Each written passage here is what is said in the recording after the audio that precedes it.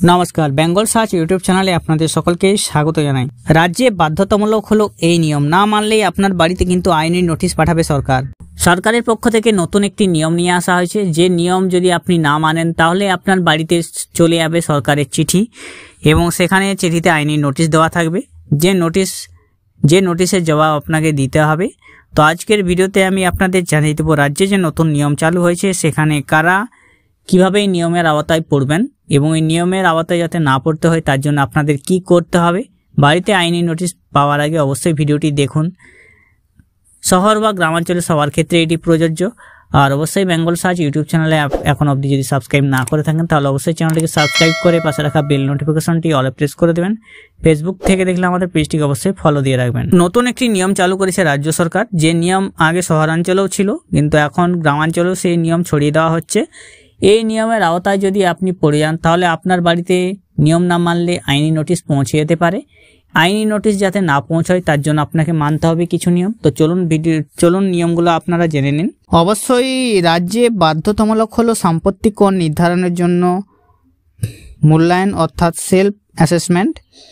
আগেই রাজ্যের সব পুরসভায় এই পদ্ধতি চালু হয়েছে, এবার রাজ্যের গ্রামাঞ্চলেও একই পদ্ধতি চালু করতে উদ্যোগ নিল পঞ্চায়েত দপ্তর।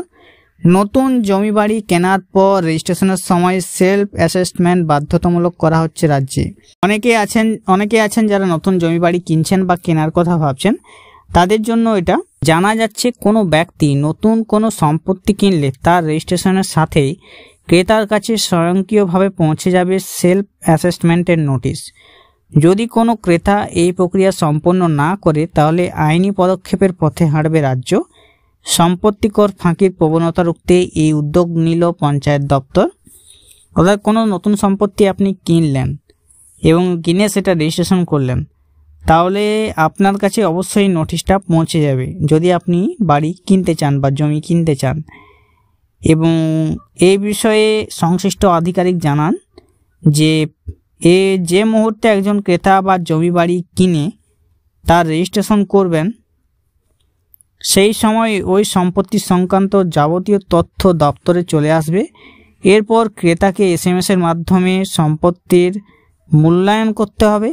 যতক্ষণ না পর্যন্ত ক্রেতা সমূল্যায়ন করবেন তাকে বার্তা পাঠাতেই থাকবে দপ্তর। জমি বাড়ি কেনার পর অবশ্যই সেই ক্রেতা যদি কিনে থাকেন তাকে জানানো হবে এসএমএস-এর মাধ্যমে এবং তাকে সমূল্যায়ন করে সেটা পাঠাতে হবে পঞ্চায়েত দপ্তরে। এবং যতক্ষণ না তিনি পাঠাচ্ছেন তার অবশ্যই বাড়িতে এসএমএস যেতেই থাকবে। এদিকে সম্পত্তি অনলাইনে সম্পত্তি কর জমা দেওয়ার পদ্ধতি চালু করেছে পঞ্চায়েত দপ্তর। তবে বহু জায়গায় সেলফ অ্যাসেসমেন্ট ঠিকমতো পদ্ধতি হচ্ছে না বলে জানা যাচ্ছে, তাই এবার রেজিস্ট্রেশন ও স্ট্যাম্প ডিউটি বিভাগের একসঙ্গে কাজ করতে চলেছে পঞ্চায়েত দপ্তর। সব মিলিয়ে পুরসভার পাশাপাশি পঞ্চায়েত এলাকায় নিয়ম চালু হয়ে গেলে গোটা রাজ্যই সম্পত্তি করের সমূল্যায়নের আওতায় চলে আসবে। সবকিছু ঠিকঠাক চললে বিপুল পরিমাণ আয় বাড়তে পারে রাজ্যের। তো যদি আপনি নতুন জমি বাড়ি কেনার কথা ভাবছেন বা আপনার আত্মীয় পরিজন বন্ধু বান্ধব কেউ জমি বাড়ি কেনার কথা ভাবছেন, তাহলে অবশ্যই তিনি জমি বাড়ি কেনার আগে এই নিয়মটি জেনে নেবেন। কারণ আপনাকে সেই সম্পত্তি কেনার পর সেই সম্পত্তির সমূল্যায়ন বা সেলফ অ্যাসেসমেন্ট যদি না করে থাকেন তাহলে নোটিশ অবশ্যই চলে যাবে। যতক্ষণ না আপনি সেলফ অ্যাসেসমেন্ট নোটিশটা সম্পন্ন করছেন বা জমা দিচ্ছেন আপনার বাড়িতে এসএমএস যেতেই থাকবে। আর যারা অবশ্যই জানেননি তাদের মধ্যে ভিডিওটি শেয়ার করে দেবেন। এরকম ভিডিও পাওয়ার জন্য আমাদের চ্যানেলে সাবস্ক্রাইব করে রাখবেন। ভালো থাকবেন, সুস্থ থাকবেন, নমস্কার।